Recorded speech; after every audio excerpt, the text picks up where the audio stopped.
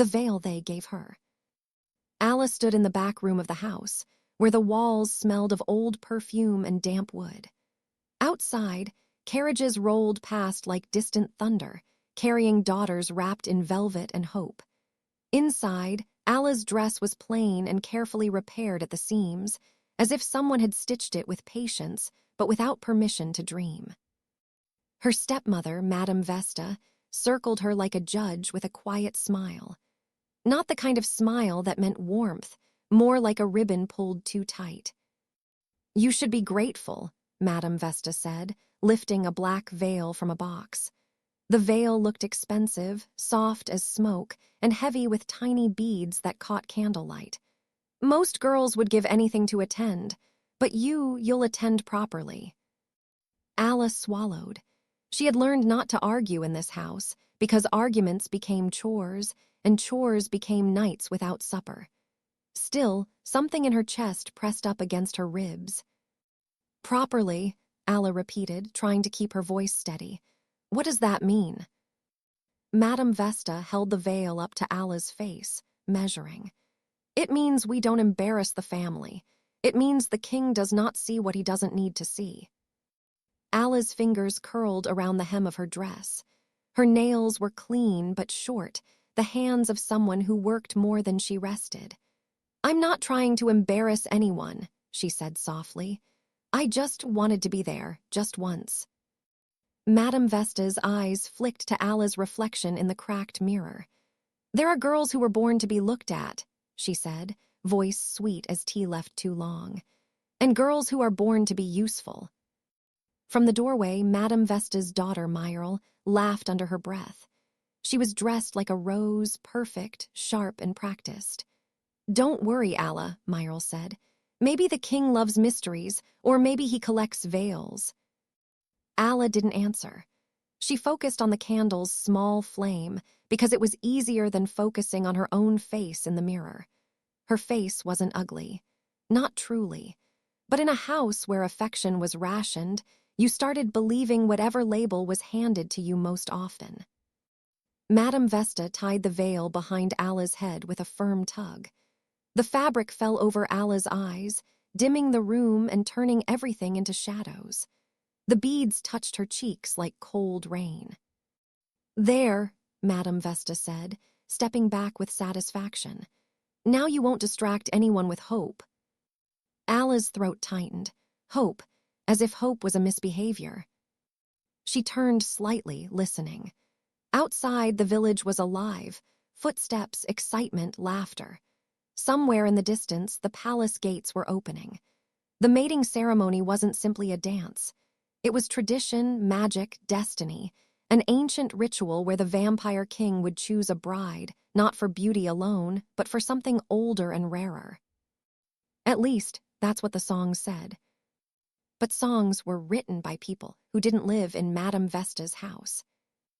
Alla was let out like an extra piece of luggage. In the carriage, Myrle talked endlessly about the palace chandeliers and how the king's eyes were supposedly like midnight water. Madame Vesta nodded along, proud, already tasting a future where their family rose higher.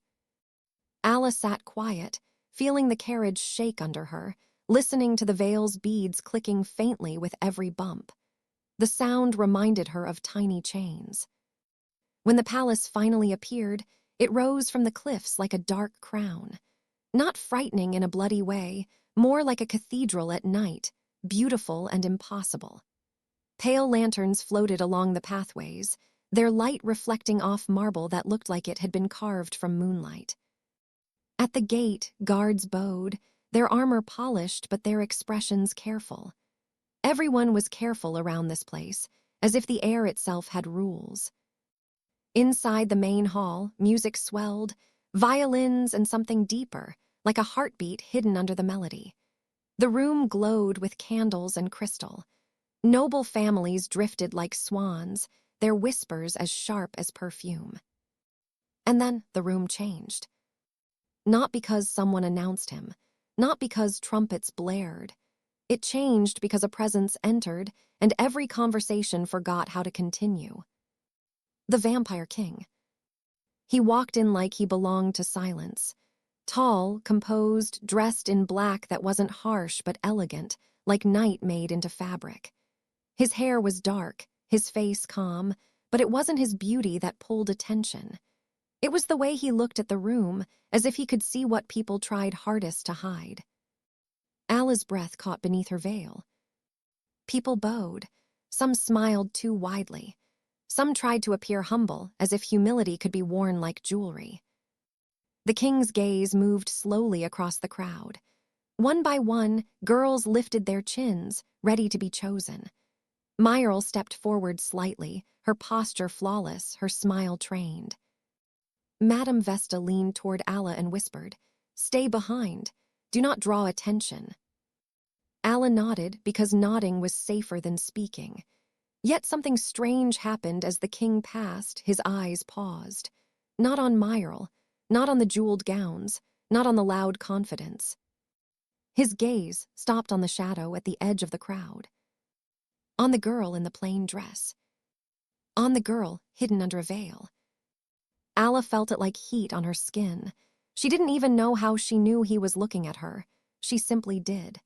Her stomach tightened with a fear that wasn't just fear, but recognition. The king began to walk toward her. A ripple of whispers followed him like wind through tall grass.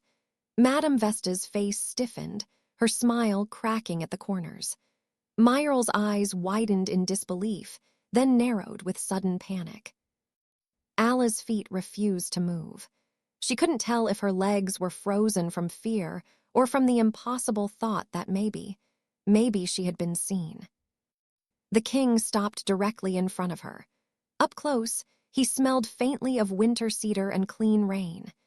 His voice, when he spoke, was gentle and low, the kind of voice that made you want to tell the truth without knowing why.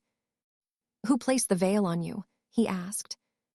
The hall went so quiet that even the candles seemed to hold their breath. Alla's mouth opened, but no sound came out. She could feel Madame Vesta's stare drilling into the side of her head, warning her in 1,000 unspoken ways. She could feel the entire room waiting, ready to decide what she was worth based on her next word. The king lifted his hand, slowly, carefully, as if he was asking permission from the air itself. His fingers touched the edge of the veil. Alla's heart hammered against her ribs. She didn't know whether to step back or lean forward. She didn't know if the veil was protecting her from shame or trapping her inside it. The king's voice softened even more, almost like a promise. "Look at me," he said. And as the first bead slipped free and the veil began to rise, Alla realized something terrifying and beautiful. He wasn't going to judge her face. He was about to reveal the truth about her and about everyone who had tried to hide her. The veil lifted another inch.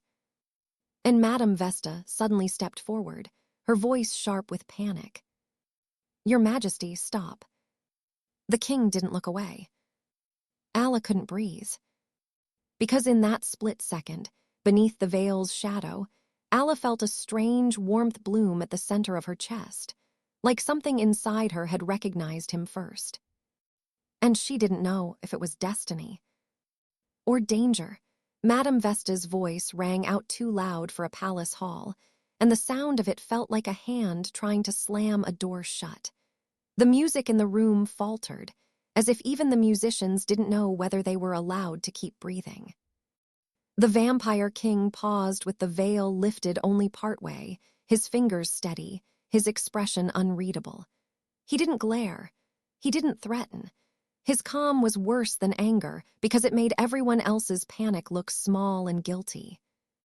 Alla stood perfectly still, her heart pounding so hard it felt like it might shake the beads right off the veil. Behind the dark fabric, her eyes stung, not from tears yet, but from the pressure of holding them back. "Stop," the king repeated softly. Madame Vesta swallowed, then forced a delicate laugh that didn't belong in her throat. "Your Majesty, it's only a modesty veil. Some girls are shy." The king's gaze moved to Madame Vesta with the slow patience of someone who has listened to lies for centuries. Shyness doesn't sound like this, he said. This sounds like fear. A tight ripple went through the crowd.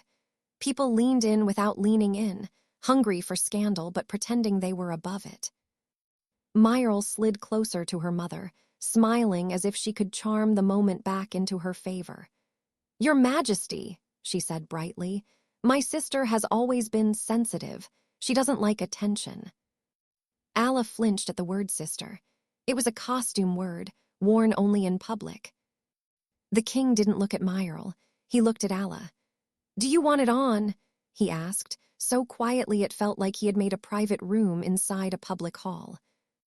Alla's throat tightened. She knew what Madame Vesta wanted her to say. She knew what survival usually required: obedience, silence, gratitude for crumbs. But the king's question was different. It wasn't a test of manners. It was permission. Alla's hands trembled. Under the veil, she whispered, no. The king didn't nod like a victor. He didn't smile like he'd won something. He simply accepted her answer as if it mattered, because to him, it did. He lifted the veil away. For a heartbeat, Alla couldn't open her eyes. The light in the hall felt too bright, as if the world had been turned up too suddenly. When she finally looked forward, she saw faces watching her, some curious, some cruel, some startled by their own interest. And then she saw the king's face, close enough to read the smallest change in his expression. His eyes held no disgust, no amusement, no pity, only attention, the kind that warmed you instead of burning you. Madame Vesta's smile tightened until it looked painful. Your Majesty, surely. Surely what? The king asked, still gentle. Surely a young woman should be hidden if she doesn't match your decoration. A few nobles exchanged glances. Someone coughed into a sleeve. The palace air grew sharp, like the moment before rain. Alla stood there, plain dress and all, feeling suddenly exposed in a way she wasn't used to. She had always been hidden in kitchens, in shadowed hallways, behind the better girl. But standing in the open made her realize something. Hiding hadn't protected her. It had only trained her to disappear. The king turned slightly to address the hall, his voice calm but clear. This ceremony is not a market, he said. No one is an object, no one is a prize to be polished. His gaze returned to Alla. What is your name? Alla swallowed. Alla, your Majesty. The name sounded small in a room built for grand echoes. Still, when she said it, the king's expression softened, like he'd been waiting for it. Alla, he repeated, as if placing it somewhere safe. Madame Vesta stepped forward again, quicker this time, and reached for Alla's arm. Her fingers didn't grab hard. She didn't need to. Madame Vesta's power had always been in what she implied. Alla is overwhelmed, she said, sugar on her tongue, ice behind her teeth. We'll take her outside to breathe. She's not meant for court attention. Alla felt the familiar pull, the old fear, the reflex to obey. Then she felt something else. The king's hand lifted, not touching Alla, but blocking the reach with a simple gesture. No, he said, not loudly, not cruelly, just no. The entire room seemed to inhale. Madame Vesta froze, her face flickering through expressions like a mask slipping. Surprise, offense, calculation. Your Majesty, she has no dowry, no training, no. No worth in your eyes, the king finished for her, still quiet. And yet she spoke for herself with one word, that is rare. His attention returned to Alla again. Will you walk with me? He asked. Walk with him, in front of everyone, without a veil, without permission from Madame Vesta. Alla's legs felt weak, but she made herself nod. Yes. And just like that, the king offered his arm. It was such a simple thing, an elbow and a pause, yet it felt like a rescue performed without drama. Alla placed her hand lightly on his sleeve. The fabric was cool and smooth, and for the first time that night, she felt steady. They moved through the crowd. Whispers rose behind them. not quite daring to become accusations in the king's presence. But Madame Vesta didn't follow at a respectful distance like the other nobles. She followed like someone chasing a stolen future. "Your Majesty," she called, voice wavering now, "you don't understand. Alla is difficult. She has odd habits. She lies. She breaks things." Alla's chest tightened. She remembered broken plates blamed on her, missing jewelry that mysteriously reappeared when guests arrived. She remembered being told she was clumsy until she started believing her hands were cursed. The king stopped walking. He didn't turn angry. He turned tired, like he'd heard the same story from too many cruel mouths. "What do you think happens," he asked softly, "to a heart that is blamed for everything?" Madame Vesta's face went pale. The king turned his head slightly toward Alla, his voice dropping so only she could clearly hear. "If I ask you something," he said, "will you answer honestly?" Alla's stomach flipped. Honest answers were dangerous in Madame Vesta's world. "Yes," Alla whispered. The king's eyes searched hers. "When you stood under that veil," he asked, "what were you most afraid of?" The question struck deeper than she expected. She could have said, "I was afraid of being laughed at." She could have said, "I was afraid of my stepmother's punishment." Those were true. But a different truth rose up, one she almost didn't dare to admit, even to herself. "I was afraid," Alla said, voice trembling, "that if you saw me, you would agree with them." For the first time, the king's face changed in a way the whole room could read. Not rage, not shock, something quieter and heavier. Regret. As if he regretted every voice that had ever spoken over hers. He lifted his free hand, not to touch her face, but to point gently at the space between her collarbones. "They trained you to fear being seen," he said, "but I am not here to confirm their cruelty." He guided her toward a side passage away from the crowd and the chandeliers, toward a quieter corridor lined with tall windows. Outside, moonlight lay on the gardens like a pale blanket.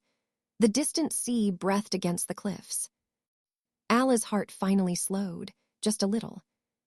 Then the king spoke again, and his next words landed like a key turning in a lock. "This ceremony is older than my throne," he said. "It responds to truth, not performance, and tonight it reacted to you." Alla stared at him. Reacted. He reached into the inside of his coat and drew out something small, wrapped in black cloth. When he opened it, a thin ring of silver lay in his palm, unadorned, simple, almost humble. It didn't sparkle. It seemed to wait. Alla's breath caught. "Is that?" The king didn't answer immediately. He looked at her like he was trying to protect her from the weight of what he was about to say. "If I place this on your hand," he said, voice barely above a whisper, "the palace will recognize you as my chosen. Not because you are perfect, Alla, but because you are real." Alla's mind spun. Chosen? By the king, after a lifetime of being told she was only useful. Behind them in the hall, the music resumed, careful, uncertain, but the whispers didn't stop. They would spread like smoke through every corridor by morning. Madame Vesta would not accept this quietly. Myril would not accept it at all. Alla looked down at the ring. Her fingers trembled, not with greed, but with terror. Because a choice like this didn't just change a night. It changed everything. And then, as Alla tried to speak, a strange sensation rippled through the air, like a breath of cold passing through warm light. The corridor candles flickered, bending in the same direction. The palace seemed to listen. The king's jaw tightened, as if he felt it too. He turned his head slightly toward the shadows at the far end of the corridor, and his voice dropped into something dangerous, not violent, but urgent. "Someone is here," he murmured. "Stay behind me." Alla's skin went cold. She hadn't heard footsteps. She hadn't seen anyone. But the king's posture changed. Protective, alert, as though he recognized a presence he had hoped would not come tonight.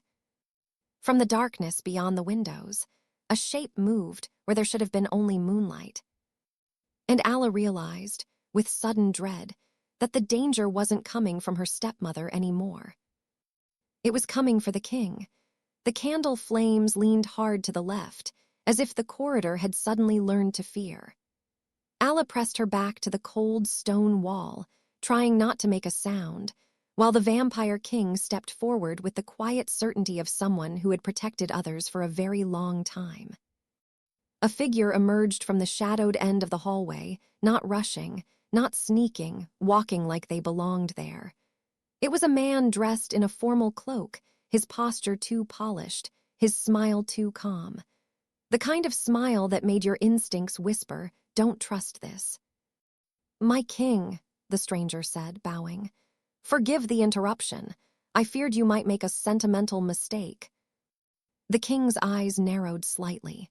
"Lord Serak," he replied, the name landing like a closed door. "You're far from your place." Serak's gaze slid past the king and landed on Alla, as if she were an item on a tray. "So this is the cause of tonight's confusion." Alla's fingers curled into the fabric of her skirt. She wanted to disappear again, the old habit tugging at her. But she remembered the king's question, "What were you most afraid of?" and how it had felt to speak one honest word for herself. She forced her chin up. Serak clicked his tongue gently, like a disappointed teacher. "Your Majesty, the court expects strength. A queen must be presentable." The king's voice stayed calm, but it deepened, carrying the weight of authority. "A queen must be brave," he said, "and kind. Those qualities don't require perfect lighting." Serak's smile didn't break. "Of course," he murmured. "Still, tradition states the mating bond should be verified. Sometimes the palace reacts to unusual things: stress, hunger, illusion." The insult was dressed in pretty words, but it was an insult all the same. Alla's cheeks warmed with humiliation. Before she could shrink, the king shifted slightly so his shoulder blocked Serak's view of her. The move was small, but it felt like a shield being raised. "No more," the king said quietly. "You will not speak about her as if she is not standing here." For the first time, Serak's composure wavered. "Your Majesty," he said, voice smoothing again, "I only wish to protect the realm. A rushed choice could weaken your rule. People follow you because you are controlled." The king's gaze held Serak's like iron, wrapped in velvet. "People follow me because I do not treat souls like tools." Serak's eyes hardened. "Then let the bond prove it. Place the ring on her hand here in front of witnesses. If she truly is chosen, it will respond. If not, we avoid embarrassment." The word embarrassment hit Alla like a familiar slap. Madame Vesta had used that word like a leash. Footsteps and murmurs began to gather behind them. The corridor was no longer private. Nobles had drifted closer, pretending they were simply passing by. Madame Vesta appeared among them, her eyes shining with a hope that wasn't for Alla, it was for Alla's downfall. Myrtle stood beside her mother, wearing her most innocent expression, the one she used when she wanted someone else to look guilty first. "Your Majesty," Madame Vesta said, voice trembling in a way that sounded convincing, "I begged you to be careful. Alla is easily influenced. She might be acting." Alla's stomach dropped. She could feel the old trap closing. If she spoke, she would be called rude. If she stayed silent, she would be called proof. The king didn't look at Madame Vesta. He didn't grant her the dignity of wrestling with her lies. He looked only at Alla. "Do you still want this?" he asked, so softly it felt like a private vow spoken in public. "If we do this, they will talk. They will try to break you with their opinions. I can protect you from many things, Alla, but I cannot live your courage for you." The hall beyond the corridor seemed to fade. There was only the king's steady eyes and the ring waiting in his palm. Alla's mind flashed with memories, scrubbing floors until her knees ached, being told she was lucky to have a roof, laughing quietly at night so she wouldn't forget she was alive. She remembered the veil's weight. She remembered the moment it lifted, and how the king had looked at her as if she was not a problem to manage, but a person to honor. She took a slow breath. "I want this," Alla said. Her voice shook, but it didn't disappear. "Not because I want power, because I don't want to live hidden anymore." Something softened in the king's expression. Relief, maybe. Pride, but not the pride that swells. The pride that settles like a hand on your back saying, "You did it." He turned slightly so everyone could see. "Then witness," he said. He took Alla's hand gently, as if her fingers were something fragile and precious. The ring looked simple against her skin, silver, unshowy, humble. Serak watched with the sharp focus of someone waiting for failure. Madame Vesta's lips pressed into a thin, eager line. The king slid the ring onto Alla's finger. At first, nothing happened. The silence became heavy. Alla's heart stuttered. Then the air warmed, not like fire, but like sunlight through a window after a long winter. The corridor candles steadied and brightened, their flames rising straight and calm. The palace itself seemed to exhale. A faint shimmer spread across the ring, not flashy, not magical in a childish way, more like a quiet agreement between ancient walls and living truth. And inside Alla's chest, that strange warmth returned, blooming bigger, as if something in her had been asleep and had just opened its eyes. The crowd made a sound, half gasp, half whisper. Serak took a step back, his smile finally cracking. "Impossible," he muttered. Madame Vesta's face drained of color. Myrle's eyes widened, then flashed with anger so quick it looked like pain. The king didn't lift Alla's hand like a trophy. He just held it for a moment, steady and respectful. "The bond recognizes her," he said simply. The words should have felt like victory. Instead, Alla felt tears pressing behind her eyes, not because she'd won, but because someone had finally believed she was worth choosing. Serak recovered quickly, voice turning silky again. "Very well," he said, forcing politeness. "If the palace accepts her, the court must too." He bowed, but his eyes stayed cold. "I pray she does not weaken you." Then he turned and walked away, his cloak sweeping behind him like a promise of future trouble.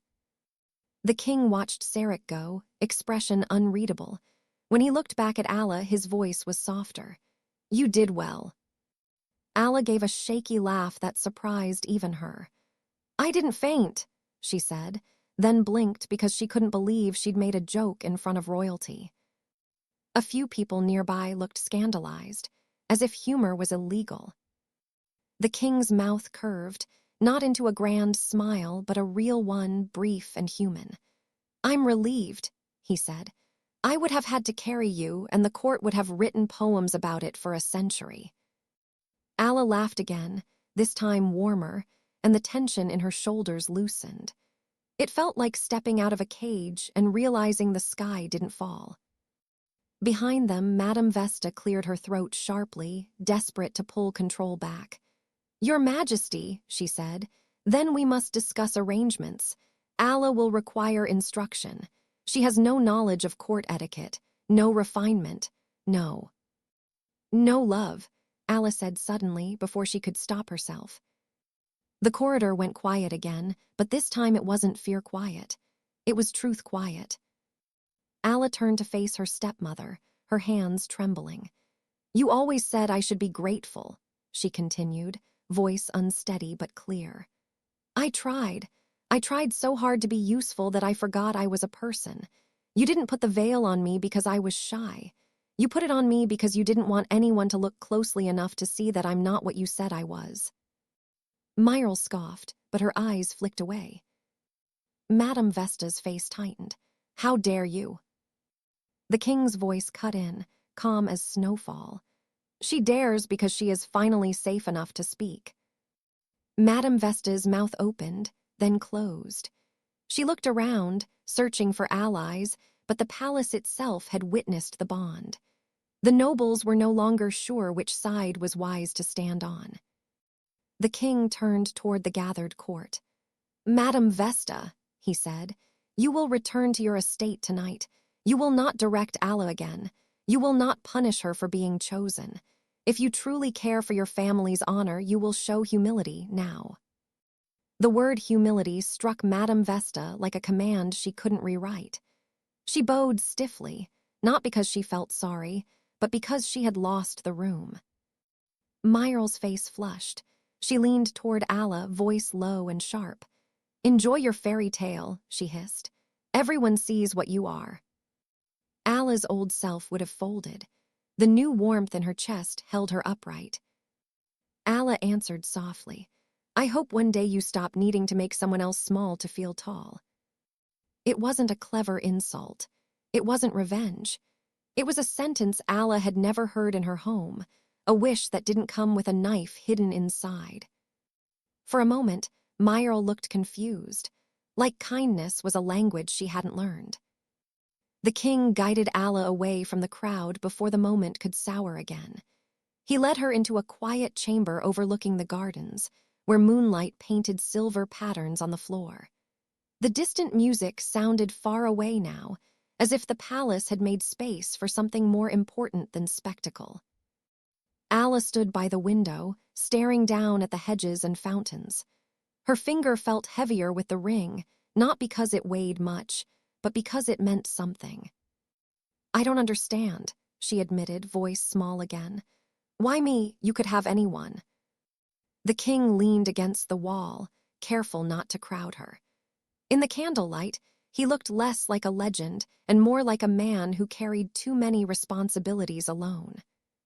"When I was young," he said, "I believed kings were supposed to be untouchable. I thought compassion was a weakness that enemies would exploit, so I became very good at being admired." Alla glanced at him. His eyes lowered, as if the next words were difficult. "And I became lonely." The confession hung in the air, honest and raw. Alla felt something shift inside her, a bond not built on magic alone, but on shared wounds. "The ceremony," the king continued, "is supposed to choose a partner who strengthens the realm. Most think that means beauty, bloodlines, alliances. But the realm doesn't starve for beauty, Alla. It starves for kindness, for courage, for someone who can look at power and still remember people." Alla's throat tightened. "But I'm not." "Important," he finished gently. "You've been taught that important people are the ones who are served. I disagree." He stepped closer, still leaving space, and looked at her hand. "That ring doesn't respond to perfection," he said. "It responds to truth under pressure. Tonight, when fear had you by the throat, you still answered honestly." Alla stared at the gardens again, blinking back tears. "I was terrified." "And you did it anyway," the king replied. "That is courage." Outside, wind brushed the windows. Somewhere in the palace, a door closed. The sound echoed strangely. The king's posture changed again, alert, listening. The warmth in the room dimmed with the sudden tension. "What is it?" Alla whispered. He didn't lie to comfort her. "Serak will not accept this. He wanted a queen he could control, someone decorative, someone obedient. With you beside me, his influence weakens." Alla's heartbeat quickened. "Will he hurt you?" The king's eyes flicked to hers, and for a moment the immortal distance in him vanished. "He cannot hurt me easily," he said, "but he can hurt what I care about." Alla's hand went to her chest. "Me." The king didn't answer right away. He moved to a small table near the door and picked up a sealed letter that hadn't been there earlier. Black wax. No name, only the imprint of an unfamiliar crest. "That," he said quietly, "arrived just now." He broke the seal and read. Alla watched his face change as his eyes moved across the page. Not fear exactly, something colder. "What does it say?" she asked, throat tight. The king folded the letter once, then again, as if controlling his hands helped control the moment. He looked at Alla with a steadiness that felt like a promise and an apology at the same time. "It says," he replied softly, "that someone has been watching you for a long time, and they believe you don't belong on my side." Alla's breath caught. "Who?" The king's voice lowered. "A faction within my own court. They call themselves the Crimson Council. They believe kindness makes a king weak." He stepped closer and placed the letter on the table, keeping his focus on her face. "They will test you, Alla. They will provoke you. They will try to make you cruel so they can say, 'See, she is unworthy.' Or they will try to make you afraid so you will run." Alla's hands shook, but she lifted her chin. "I don't want to run." The king's expression softened, and the hidden compassion in him rose to the surface like dawn. "Then we do this the right way," he said. "Not with intimidation, not with revenge, with patience, with goodness that doesn't bend into bitterness." Alla's eyes filled. "I don't know if I'm strong enough." The king reached out, and this time he gently touched her hand, barely, like asking permission. The ring warmed again, as if responding to the choice. "You already are," he said. "Strength isn't loud. It's the decision to stay gentle in a world that rewards sharpness." A knock sounded at the chamber door. 3 taps, formal, urgent. The king didn't move immediately. His gaze stayed on Alla. "Whatever happens next," he murmured, "remember this, your worth was never decided by a veil." He turned and opened the door. A palace messenger stood there, pale and breathless. "Your Majesty," the messenger said, voice shaking, "there is a situation in the Grand Hall. Lord Serak has called for an immediate challenge of the bond." Alla's stomach dropped. "A challenge?" The king's jaw tightened, but his voice remained controlled. "On what grounds?" The messenger swallowed. "He claims the chosen must complete the trial of mercy." Alla felt her pulse thud in her ears. "What is the trial of mercy?" she whispered. The king looked back at her, and his eyes carried both warning and faith. "It's an old test," he said, "not of power." He held out his hand to her again, steady as stone, gentle as breath. "It's a test of heart," he finished. Alla placed her hand in his.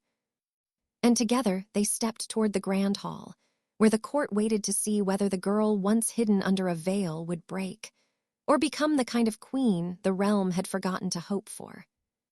The doors ahead began to open, spilling light and music into the corridor.